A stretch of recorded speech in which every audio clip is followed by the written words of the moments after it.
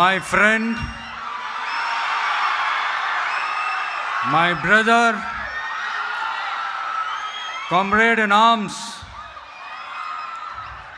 founder, Jan Suraj Party, திரு பிரசாந்த் கிஷோர் அவர்கள் இன்னைக்கு நம்மளுடைய இந்த தமிழக வெற்றி கழகத்தினுடைய 2ஆம் ஆண்டு துவக்க விழாவிற்கு சிறப்பு விருந்தினராக கலந்துக்கிட்டு பேசியது மிக்க மிக்க மகிழ்ச்சி. அவருக்கு என்னுடைய மனமார்ந்த நன்றியை தெரிவிச்சுக்கிறேன். We are an emerging primary political force in Tamil Nadu politics with a firm commitment to create history in the upcoming 2026 assembly elections of Tamil Nadu, like 1967 and 1977 assembly elections of our state. Without compromising our party's ideological principles at any cost, I am here to collaborate and work with you towards upholding the secular and democratic ideals in TN and beyond.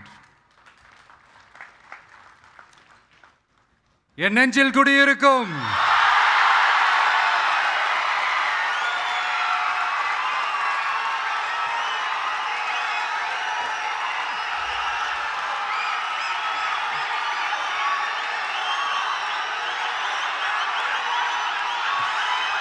என்னுடைய தோழர்கள், தோழிகள் எல்லாருக்கும் என்னுடைய வணக்கம். வணக்கம் வணக்கம்.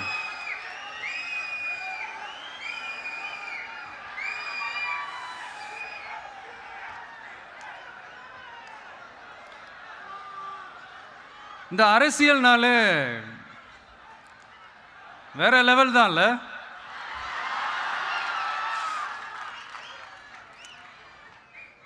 ஏன்னா இந்த அரசியலில் மட்டும்தான் வித்தியாசமான ஒன்று நம்ம பார்க்கலாம். யார் யாரை எப்போ எதிர்ப்பாங்கன்னே நமக்கு தெரியாது.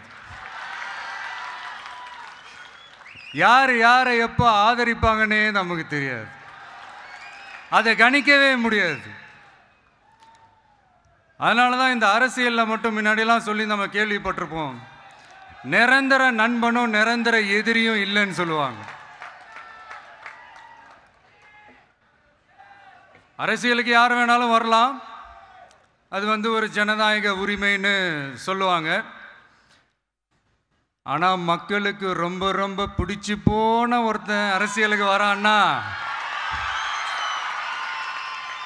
அதை கண்டிப்பாக நல்லவங்க எல்லாம் வரவேற்பாங்க. ஆனால் ஒரு சில இந்த அதிகார இல்லை அது வேணாம்,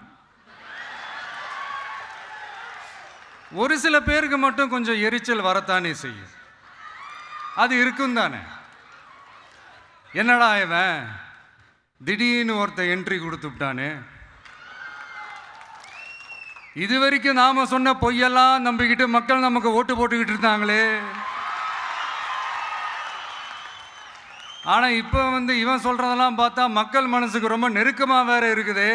அதுவே நமக்கு ஒரு பெரிய நெருக்கடியாகவும் இருக்குது. இவனை என்ன பண்ணலாம், என்ன செய்யலாம், எப்படி இவனை இது பண்ணலாம், க்ளோஸ் பண்ணலாம்.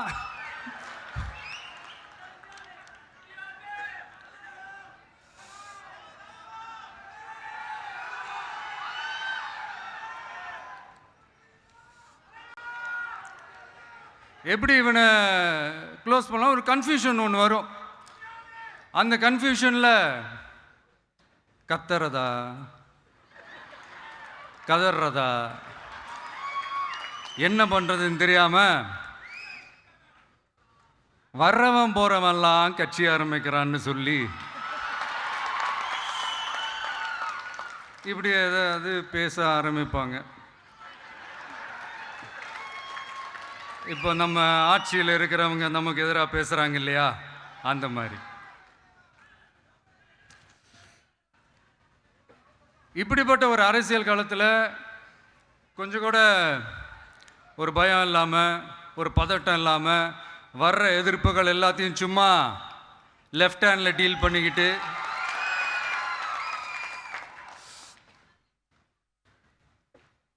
இதோ நம்மளுடைய தமிழக வெற்றி கழகம் முதலாவது ஆண்டை கடந்து இப்போ 2வது ஆண்டில் அடி எடுத்து வைக்கிறோம்.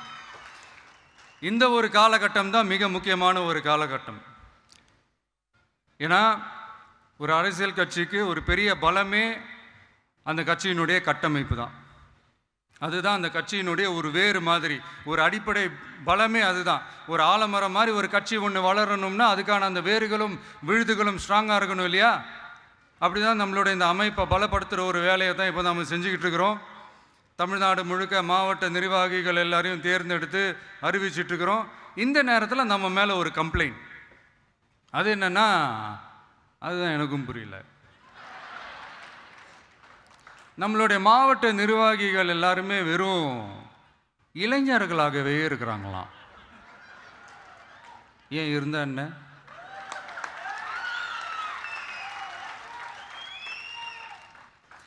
அறிஞர் அண்ணா அவர்கள் கட்சி ஆரம்பிச்சப்பா அவர் பின்னாடி நின்னதும், புரட்சி தலைவர் எம்ஜிஆர் அவர்கள் கட்சி ஆரம்பிச்சப்பா அவர் பின்னாடி நின்னதும் வெறும் இளைஞர்கள் தான். அந்த இளைஞர்களால தான் 1967லையும் 1977லையும் அந்த 2 தேர்தலையுமே ஒரு மிகப்பெரிய ஒரு வெற்றி கிடைச்சது. வரலாறு, அதுதான் வரலாறு. இப்போ அதே மாதிரி நம்ம மேலே இன்னொரு கம்ப்ளைண்ட், அது என்னன்னா, நம்மளுடைய கட்சி நிர்வாகிகள் எல்லாருமே சாதாரண குடும்பத்திலிருந்து வந்தவங்களாம். அதே தான் இங்கேயும் கேட்குறேன், ஏன் வரக்கூடாதா?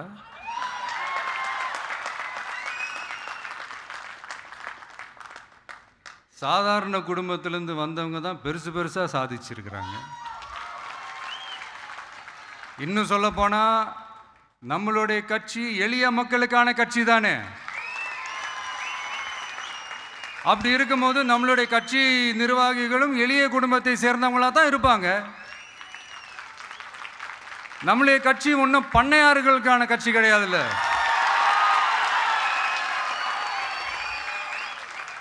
முன்னாடிலாம் அந்த காலத்தில் பண்ணையாருங்க தான் பதவியில் இருப்பாங்க. இப்போ கொஞ்சம் உள்டா மாறிடுச்சு, பதவியில் இருக்கிறவங்களாம் பண்ணையாராக மாறிடுறாங்க.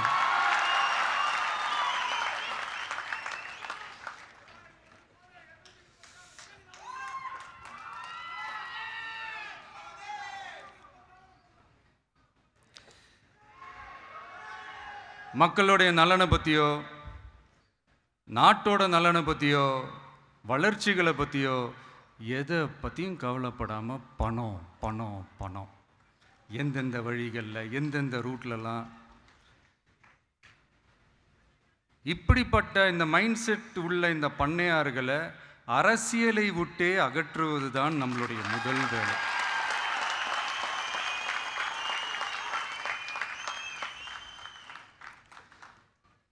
அதை ஜனநாயக முறைப்படி நம்ம செய்கிறதுக்கு தான் 2026 தேர்தலை நம்ம சந்திக்க போகிறோம். அந்த தேர்தலை சந்திக்க ரொம்ப ரொம்ப முக்கியமான விஷயம் பூத் லெவல் ஏஜென்ட்ஸ், BLA அப்படின்னு சொல்லுவாங்க. அது ரொம்ப ரொம்ப முக்கியம். ஏன்னா நீங்கள் பார்த்தீங்கன்னா தமிழ்நாட்டில் அந்த பெரிய பெரிய கட்சிகளுக்கு தான் அந்த BLAலாம் ரொம்ப ஸ்ட்ராங்காக இருக்கும்னு சொல்லுவாங்க. ஒரு அப்ராக்சிமேட்டாக ஒரு 69,000 பூத்ஸ் இருக்குது. அது எல்லாத்துக்குமே பூத் ஏஜென்ட்ஸாக நம்மளுடைய கட்சி தோழர்களை தான் நியமிக்க போகிறோம். கூடிய சீக்கிரமே பூத் கமிட்டி மாநாடுன்னு ஒன்று நடத்த போகிறோம். அன்னைக்கு தெரியும் தமிழக வெற்றி கழகம் எந்த ஒரு பெரிய கட்சிக்கும் கொஞ்சம் கூட சளைச்சதில்லைன்னு. அன்னைக்கு தெரியும் தமிழக வெற்றி கழகம் தமிழ்நாட்டில் முதல் சக்தியா, முதன்மை சக்தியா, பவர்ஃபுல்லாக இருக்குதுன்னு அன்னைக்கு ப்ரூவ் ஆகும். இப்போ புதுசாக ஒரு பிரச்சனை ஒன்று கிளப்பி விட்டுட்டு இருக்கிறாங்க, மும்மொழி கொள்கை.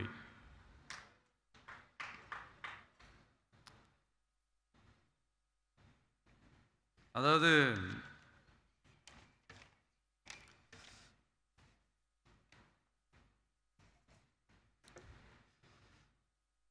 இதை இங்கே செயல்படுத்தலைன்னா இந்த கல்விக்கான நிதியை நம்மளுடைய மாநில அரசுக்கு கொடுக்க மாட்டாங்களாம். இந்த எல்கேஜி யூகேஜி பசங்க சண்டை போட்டுப்பாங்க தெரியுமா, அந்த மாதிரி கொடுக்க வேண்டியது அவங்களோட கடமை, இங்கே இவங்க வாங்க வேண்டியது இவங்களுடைய உரிமை. ஆனால் இவங்க 2 பேரும் இங்கே எவ்வளோ சீரியஸாக ஒரு பிரச்சனை ஓடிட்டுருக்கு. இவங்க 2 பேரும் அதாங்க நம்ம ஃபாசிசமும் நம்ம பாயாசமும், அதான் நம்ம அரசியல் இனிமையும் கொள்கை இனிமையும். 2 பேரும் என்ன பண்ணுறாங்கன்னா 2 பேரும் பேசி வச்சுக்கிட்டு இந்த செட்டிங்லாம் பண்ணி வச்சுக்கிட்டு மாற்றி மாற்றி சோஷியல் மீடியாவில் ஹேஷ்டாக் போட்டு விளையாட்டுருக்குறாங்க.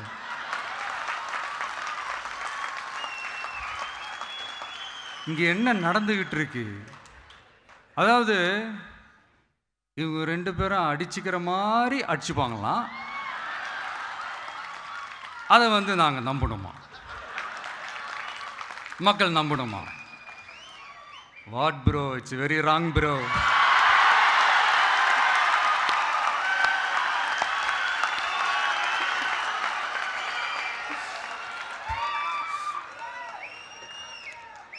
இதுக்கு நடுவில் நம்ம பசங்க உள்ள பூந்து அங்கே ஒரு சம்பவம் ஒன்று பண்ணிட்டு டக்குன்னு வெளியே வந்துடுறது. டிவி கே ஃபார் டிஎன் அப்படின்னு சொல்லி. யார் சார் நீங்களா, எங்கே சார் இருக்கிறீங்க? ஸ்லீப்பர் செல்ஸ் மாதிரி.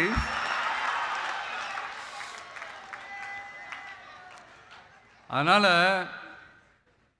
இதெல்லாம் மக்களுக்கு நாம் சொல்லி புரிய வைக்க வேண்டிய அவசியமே கிடையாது. அவங்களுக்கே தெரியறதெல்லாம் எவ்வளோ பெரிய ஒரு ஏமாத்து வேலைன்னு. நம்ம ஊர் சுயமரியாதை ஊர், நாம் எல்லாரையும் மதிப்போம். ஆனால் சுயமரியாதையை மட்டும் யாருக்காகவும் எதுக்காகவும் விட்டு கொடுக்க மாட்டோம். நாம் எல்லா மொழிகளையும் மதிப்போம், அதில் மாற்றுக்கிறதே கிடையாது. தனிப்பட்ட முறையில் யார் வேணாலும் எந்த ஸ்கூலில் வேணாலும் படிக்கலாங்க. உனக்கு எந்த மொழி வேணுமோ, எப்போ கற்றுக்கணுமோ, உனக்கு எப்போ தோணுதோ கற்றுக்கலாம். அதெல்லாம் அவங்கவுங்களுடைய தனிப்பட்ட ஒரு உரிமை. ஆனால் கூட்டாட்சி தத்துவத்தை மீறி மாநில தன்னாட்சி உரிமைக்கு எதிராக ஒரு மாநில அரசின் மொழி கொள்கையை, கல்வி கொள்கையை கேள்விக்குறியாக்கி வேறு ஒரு மொழியை வலுக்கட்டாயமாக திணிச்சா, அதுவும் அரசியல் ரீதியாக திணிச்சா எப்படி ப்ரோ?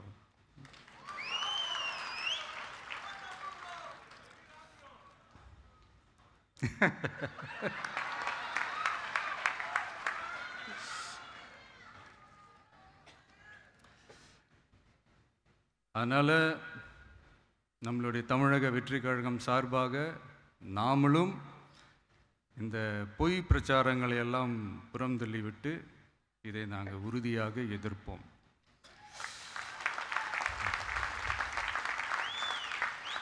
கான்ஃபிடென்ட்டாக இருங்க, நல்லதே நடக்கும், வெற்றி நிச்சயம். மீண்டும் சந்திக்கும் வரை நன்றி, வணக்கம்.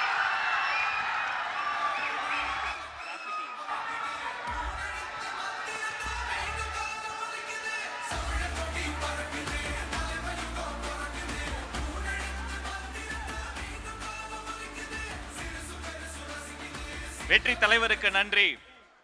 அண்ணன் சொன்னதை போல பாசிசம் பாயாசம் ரெண்டுத்துக்கு சேர்த்து சொல்வோம், கெட் அவுட். நிகழ்ச்சியில் அடுத்து நன்றியுரை வழங்குவதற்காக கழக பொருளாளர் திரு பி வெங்கட்ராமன் அவர்களை அன்போடு அழைக்கிறோம்.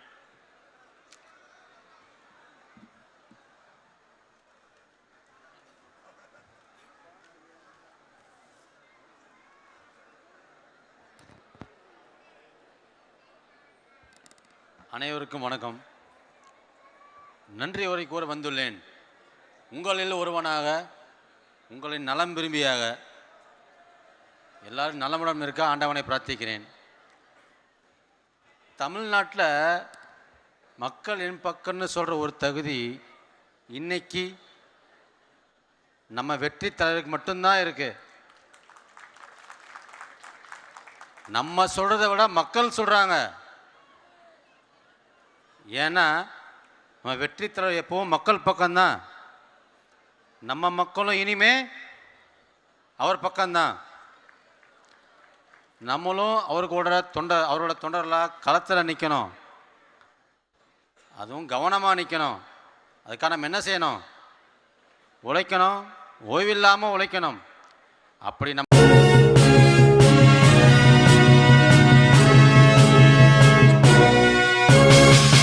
உடனுக்குடன் அப்டேட் தெரிந்து கொள்ள ஜெம் டிவி தமிழ் ஆப்பை இன்ஸ்டால் செய்யவும்.